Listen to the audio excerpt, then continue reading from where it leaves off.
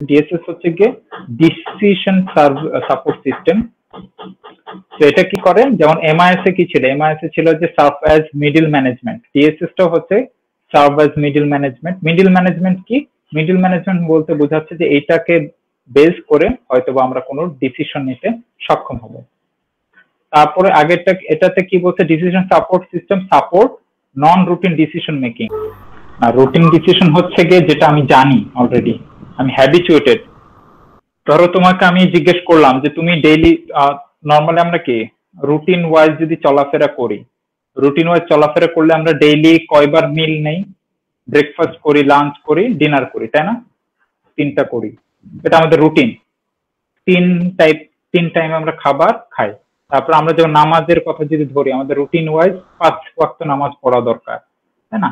তো নন রুটিন বলতে কি বোঝে, নন রুটিন মানে ধরো যে আমার 3 বেলা খাবার খাওয়া উচিত, সেই ক্ষেত্রে যদি আমি আরো রিপিটেশন থাকবে না এরকম কিছু, ধরো আমি যদি আদার্স খাবারও খাই, যেমন হচ্ছে আমি ধরো দুপুরবেলার আগে হয়তো বা চা কফি এগুলো খেলাম, তারপর বিকাল বেলা নাস্তা খেলাম, এগুলো কিন্তু নন রুটিন, বা যেই জিনিসগুলো আমার জানা না, অজানা।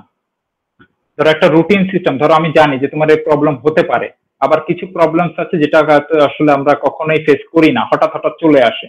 তো সেইগুলো টাইম গুলাতে যে নন রুটিন মানে যেগুলো আমাদের অজানা, সেইগুলোর সময় কিন্তু এই ডিসিশন সাপোর্ট সিস্টেম আমাদেরকে কি করে, সাপোর্ট দিয়ে থাকে।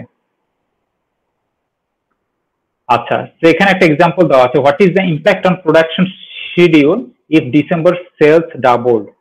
ধরো যে আমাদের হঠাৎ করে কি বলে, নর্মালি আমাদের প্রোডাকশন সিস্টেমে ধরো আমরা যেইভাবে ম্যানুফ্যাকচার করে থাকি, হঠাৎ করে আমরা দেখলাম যে যখন ব্ল্যাক ফ্রাইডে আসতেছে, ব্ল্যাক ফ্রাইডে বা বিভিন্ন সেল অফার গুলো আসতেছে, তখন কিন্তু আমাদের প্রোডাকশন আরো বেশি বৃদ্ধি করতে হবে। কেন? তখন আমাদের কাস্টমারদের ডিমান্ড থাকে বেশি। তো সেই ওয়াইজ কিন্তু আমাদের ডিসিশন একটা নিতে হবে যে আমাদের সামনে যে হয়তো বা আমাদের কাস্টমারদের যে প্রেশারটা আসবে বা ডিমান্ডটা ইনক্রিজ হবে, সেই ওয়াইজ আমরা কি ডিসিশন নিতে পারি, কোন প্রোডাক্ট গুলো আমরা বেশি প্রডিউস করতে পারি, এইগুলা কিন্তু এই ডিসিশন সাপোর্ট সিস্টেমের মাধ্যমে হয়ে থাকে। Often use external information as well as from TPS and MIS. তো ডিসিশন সাপোর্ট সিস্টেমটা কি করে, এক্সটার্নাল ইনফরমেশন হিসেবে ইউজ করে, যেটা হচ্ছে as well as TPS and MIS। MIS এবং TPS এর সাথে সাথে এটাও এক্সটার্নাল ইনফরমেশন হিসেবে ইউজ করে হয়ে থাকে। তো দুই ধরনের ডিএসএস আছে, একটা হচ্ছে মডেল ড্রিভেন ডিএসএস, আর একটা হচ্ছে ডাটা ড্রিভেন ডিএসএস। এটা হচ্ছে কিছু এক্সাম্পল দেওয়া আছে, বইতে আছে এটা।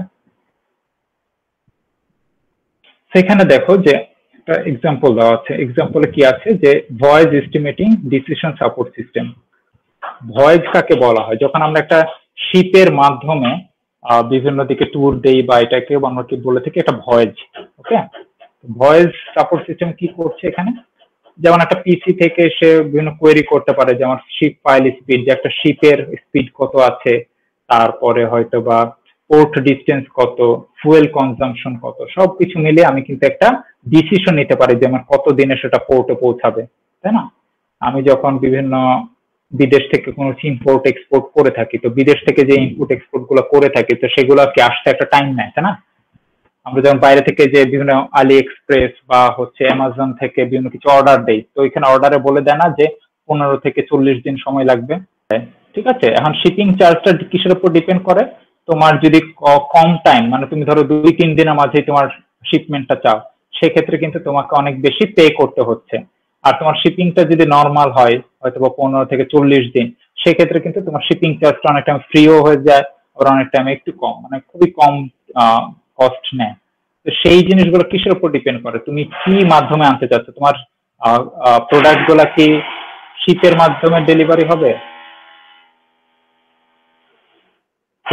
প্রোডাক্ট গুলো শিপের মাধ্যমে ডেলিভারি হবে নাকি প্লেনের মাধ্যমে আসবে, কোনটা কোন বেসিসে আসবে, সেগুলো কিন্তু আমাদের ইফেক্ট ফেলবে যে তোমার প্রোডাক্ট কস্টের উপর। ওকে, তো সেই ডিসিশনটা আমার নিতে হবে কি, যে আমার কোন ডেলিভারি অপশন বা কোন ভয়েসের মাধ্যমে আসবে, সেগুলো বেসিস করে দেন আমি আমার কস্ট কম বেশি আপ ডাউন করতে পারি।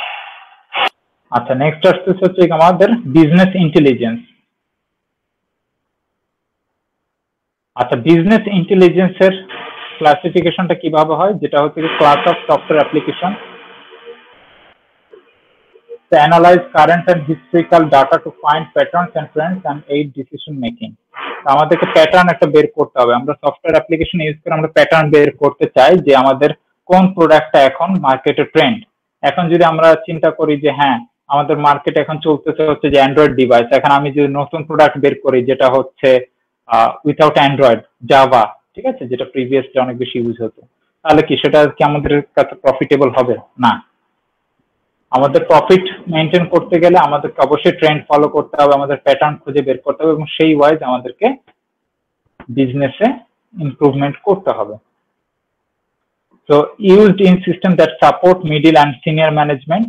So এই বিজনেস ইন্টেলিজেন্সটা কাদেরকে সাপোর্ট দিয়ে থাকে? একটা মিডল ম্যানেজমেন্টকেও সাপোর্ট দিয়ে থাকে অথবা সিনিয়র ম্যানেজমেন্টকেও সাপোর্ট দিয়ে থাকে। তো এটা হতে পারে ডাটা ড্রিভেন ডিএসএস অথবা এক্সিকিউটিভ সাপোর্ট সিস্টেম বা ইএসএস। তো ডাটা ড্রিভেন ডিএসএস আমরা কিন্তু এখানে দেখেছিলাম ডাটা ড্রিভেন ডিএসএস, তাই না? কয় ধরনের আছে? Model driven DSS, data driven DSS. তো এই বিজনেস ইন্টেলিজেন্সে কাজ করে কে কে? ডাটা ড্রিভেন ডিএসএস আর হচ্ছে ইএসএস বা হচ্ছে এক্সিকিউটিভ সাপোর্ট সিস্টেম। আচ্ছা, এক্সিকিউটিভ সাপোর্ট সিস্টেম কাকে বলছে? এটা হচ্ছে কি এক্সিকিউটিভ সাপোর্ট সিস্টেম কাদেরকে হেল্প করে থাকে? Support senior management. এক্সিকিউটিভ কারা জানো? এক্সিকিউটিভ যারা হচ্ছে মিডল ম্যানেজমেন্টের সাথে কাজ করে।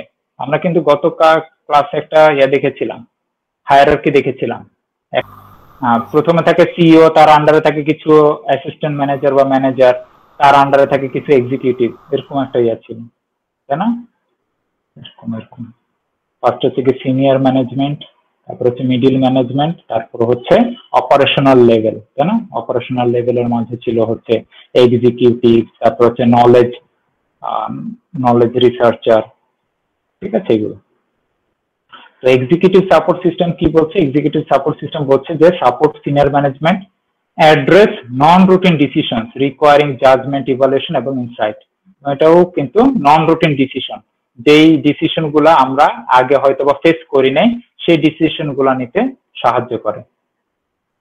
Incorporate data about external events as well as summarised information from internal MIS এবং ডিএসএস। এটা কি করে? এক্সিকিউটিভ সাপোর্ট সিস্টেম হচ্ছে যে আমাদের এমআইএস এবং ডিএসএস থেকে যেই ইনফরমেশন গুলো আছে সেগুলোকে ইনকর্পোরেট করে, মানে কি একসাথে করে দেন একটা ডিসিশন নিতে সক্ষম হয়। একটা এক্সাম্পল দেওয়া আছে, এক্সাম্পলটাতে কি দেওয়া আছে? Digital dashboard with real time view of firms financial performance, working capital, account receivable, account payable, cash flow, ETC inventory. এইটা দেখে আমরা কিন্তু এক্সিকিউটিভ সাপোর্ট সিস্টেম বা এটা থেকে আমাদের ডিসিশন নিতে সুবিধা হয়। যেমন আমাদের তুমি যদি ধরো আমাদের কাছে যখন আমরা ইউক্যামে ঢুকি, ইউক্যামে ঢুকলে যদি আমি তোমাদের একটা চার্ট দেখতে পাই যে কে কতদিন অ্যাবসেন্ট ছিল, কে কতদিন প্রেজেন্ট ছিল না, বা হচ্ছে কার এক্সামের রিপোর্ট কেমন, সেইটা যদি দেখতে পেতাম বা কোনো একটা গ্রাফ আকারে দেখানো যেত, তাহলে কিন্তু আমার ইভালুয়েট করতে ভেরি ইজি হতো যে কাকে কিভাবে আমার টেক কেয়ার করতে হবে, তাই না? তো একটা অর্গানাইজেশনে তাদের যদি এরকম থাকে যে হ্যাঁ আমার কোম্পানির ফাইন্যান্সিয়াল স্ট্যান্ডিংটা কি অবস্থা, তারপর আমার কোন দিকে জোর দিতে হবে, আমাদের কি ম্যানুফ্যাকচারিং এর দিকে জোর দিতে হবে নাকি আমার মার্কেটিং এর দিকে জোর দিতে হবে নাকি আমার কাস্টমারের দিকে জোর দিতে হবে, সবকিছু মিলিয়ে কিন্তু আমাদের একটা পারফরমেন্স অ্যানালাইসিস করতে পারে হচ্ছে এক্সিকিউটিভ সাপোর্ট সিস্টেম। এই যে এখানে কিন্তু আমাদের একটা চার্ট দিয়ে দেওয়া আছে যে কোন টাইমে কি কি আছে, ঠিক আছে? চার্টগুলো, এই চার্টগুলো দেখে কিন্তু আমি বুঝতে সক্ষম হব যে আমার এখানে দেখো কোন সালে কত পরিমাণ রেভিনিউ আমরা ইনকাম করেছি। এগুলো দেখে আমাদের বোঝা সম্ভব যে আসলে আমাদের কি প্রফিট হচ্ছে নাকি লস হচ্ছে, আগের বছরের চেয়ে আমরা কি ইমপ্রুভ করছি নাকি করছি না।